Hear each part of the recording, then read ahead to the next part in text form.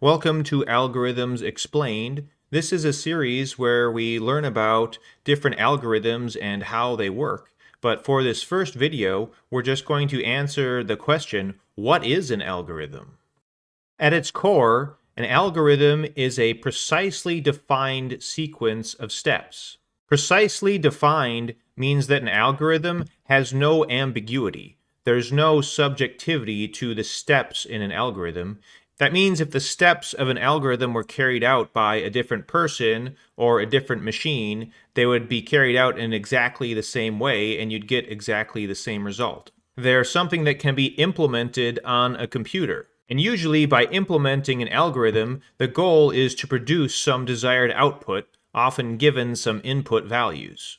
Now, algorithms are often described as being like recipes at a high level, but there's a key difference between algorithms and general recipes you might be familiar with, like a cooking recipe, in that recipes are often ambiguous. For instance, you might have a recipe that says add a pinch of salt, or something like beat the eggs until they're fully mixed in with the dough, or cook something until it's golden brown. Well, those are all steps for a recipe that as a human we can kind of understand and subjectively make a judgment call as to what constitutes a pinch of salt or fully mixed or golden brown. But those things are not precisely defined. That's not something that, say, a computer could understand. What is a pinch? How much is it? Is it 5 grams? Is it 2 grams?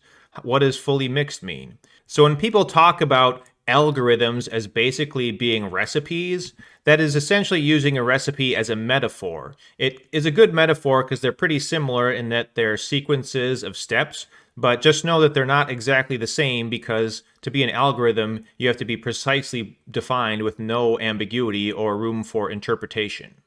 Now, another distinction that's worth discussing is the concept of an algorithm versus a function.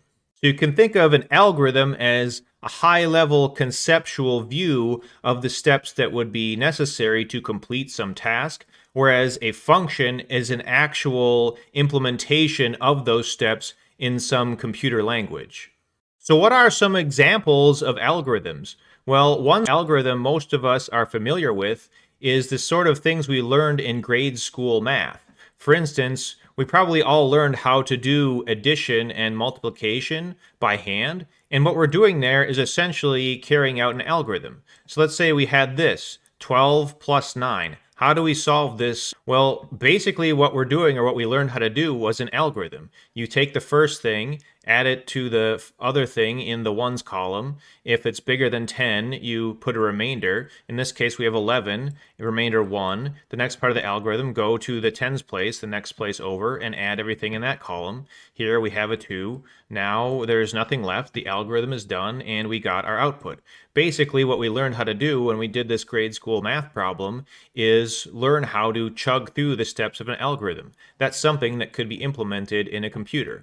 And the same thing with when we learned multiplication, division, and all these other things. We basically learned how to chug through, oh, that's 18 there, and do the algorithm.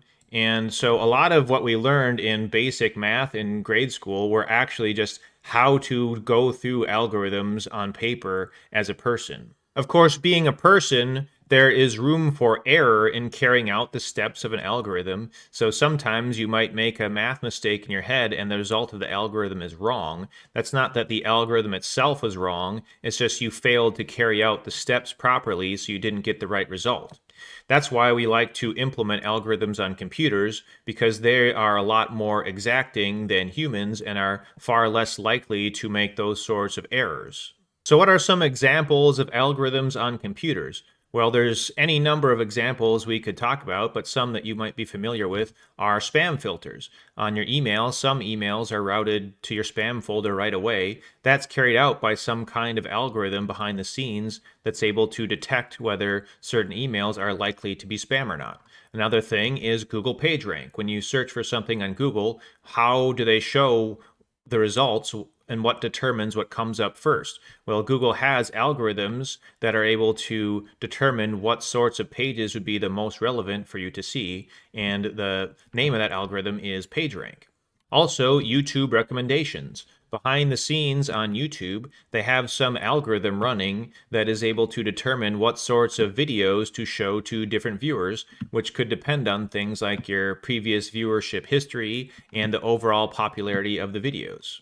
So the greater point here is that algorithms are pretty much everywhere when you're interacting with digital technology, whether on your computer, in your email, or on your phone. You're probably going to be finding algorithms driving the content that you're interacting with anytime you're doing something on your computer or on the internet. If you're interested in learning more about the technical aspects of algorithms, as well as how to implement them in code, you can check out the other videos in this series on my YouTube channel, as well as the various coding tutorials I have on my channel, because in a sense, anytime you're writing computer code, you're writing an algorithm of sorts, because any code on a computer is a specifically defined sequence of steps.